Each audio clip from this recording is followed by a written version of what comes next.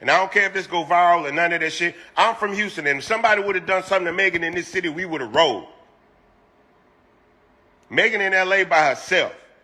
It's just her and T. Ferris. She ain't got a mama no more. Her mama is gone. Her daddy is gone. Her grandmother is gone. All the people that loved her and cared about her unconditionally, that looked out for her and would have protected her, ain't there.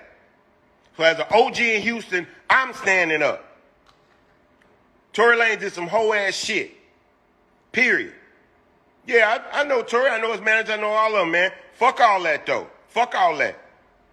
If the man on drugs, get him some goddamn rehab.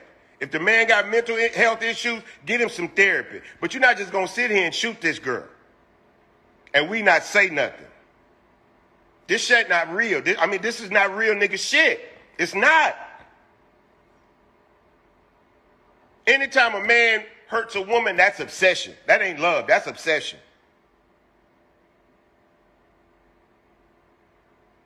You know what I'm saying? And he had no reason to shoot this girl. She want to get out the car, get out the car.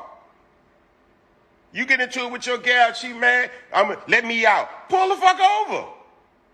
Because whatever you got to deal with that, it's going to be better than if you don't do that and you try to restrain a woman and then shit get physical. Because if she ready to get out the car and you don't let her get out the car, she going to get physical with you. And she got a right to. Let her out the goddamn car.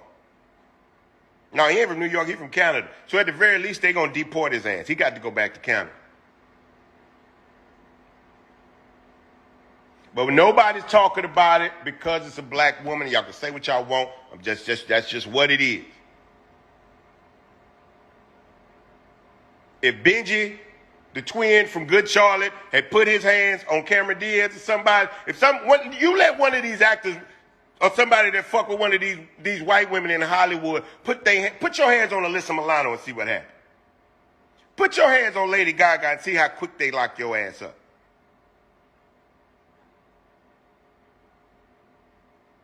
We love Megan here. We brag about Megan. Everybody want to talk about that. Nobody's saying nothing when she gets shot. No, we got memes. We got jokes. We got all that shit. Man, fuck that.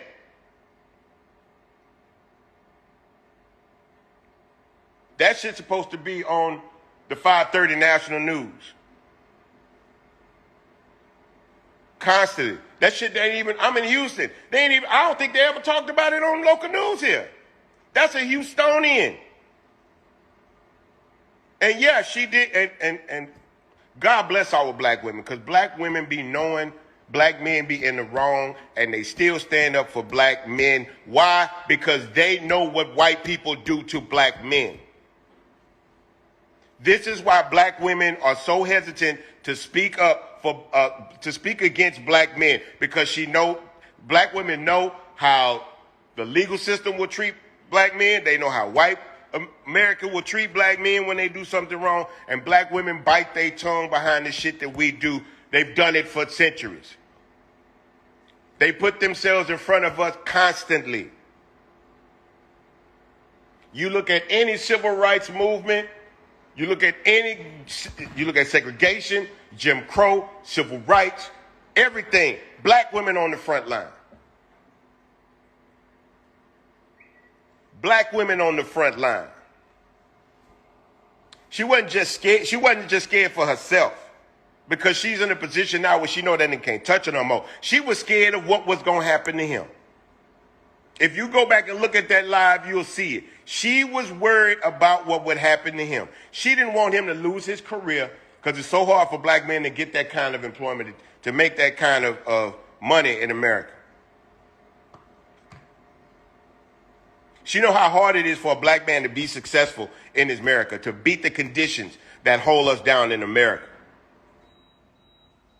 That's why that girl didn't go to the police. She tried to cover for him at his worst, at his lowest. How many of y'all don't know a black woman that done that for their man, their brother, their cousin, their daddy, their nephew, their neighbor?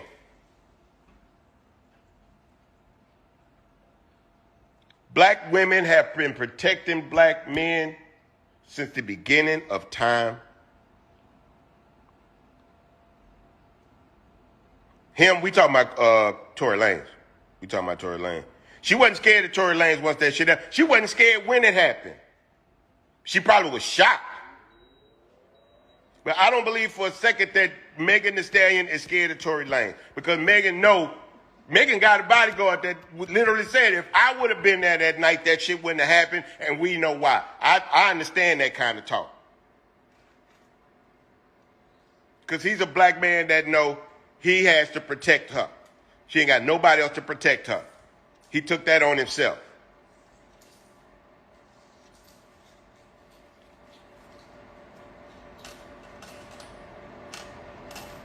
But somebody say, I don't know a black woman alive who hasn't at some point, right or wrong, protected a black man. I know too many. I'm married to one. Only reason I'm not dead now is because my wife put herself in front of the gun and tried to stall a nigga out that came in our house long enough to get me the pistol. And God is my witness. My wife said, all I know is if he would have killed me, you would have still had a chance to get the gun and kill him. Now, what kind of shit is that? So how do you address Tory? Now, you don't address Tory. My life going to be the same whether or not Tory Lanez is in my life. My life not going to change. My life hasn't improved by knowing him. My life is not going to be worse from not knowing him. But Megan, I know. And I told Megan that we got her back. Way before this happened. Megan did a show here in Houston. And I told her, we love you and we got your back. And so I'm doing this. I'm doing all this because this is just what needs to be said right now. And if there's going to be some ramifications behind my statements, let the OG take that. What the fuck you call yourself an OG for if you ain't on the front line looking out for people? Tory Lanez not allowed in a lot of places. Tory Lanez is from Canada. So he's going to get, at the very least, he's going to get deported to Canada.